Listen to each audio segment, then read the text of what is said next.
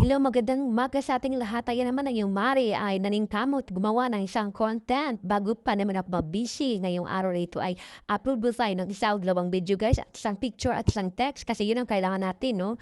So, wag na tayong sumuko. Nandito na tayo. Wag na tayong mahiya na sinumpisahan natin. Mahiya pa tayo, di ba? Wala naman tayong ginagawa dito kundi maglihaw-lihaw lang man, no? Di ba?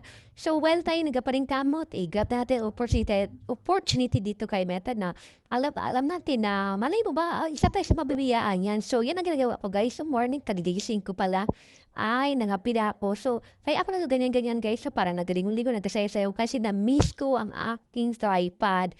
No, kasi medyo matagal-tagal ko siyang hindi nagamit.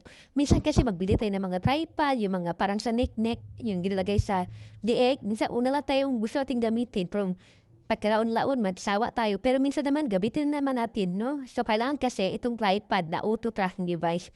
Guys, kailangan ito kasi minsan kasi yung mga kasama natin sa bahay, gusto natin mapavideo ng whole body, hindi yan sila mag-support. Tataba, meron yan sila.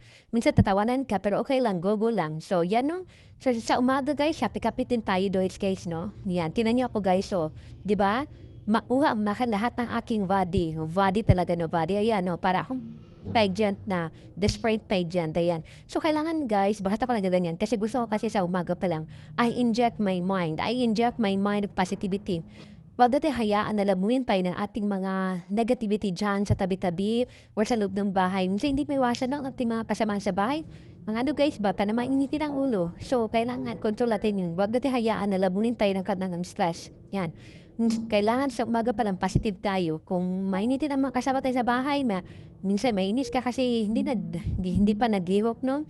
Control ka, adjust ka na lang. Yun ang sinasabi na, if the world cannot change for you, then be the one to change. O, English pa more. So, yun lang guys, no? Go lang tayo, no? Kasi, ganun talaga ang buhay natin, no? Kung hindi ang ba maka-adjust sa iyo, ikaw na lang mag-adjust, no? Kung hindi mo talaga kaya, ikaw na lang umiwas. Yun na lang. Yun na lang ang gawin na sa buhay kaysa mas stress, no? Sa Google, na malido na tagang, kaya labi kayang tubig, good na.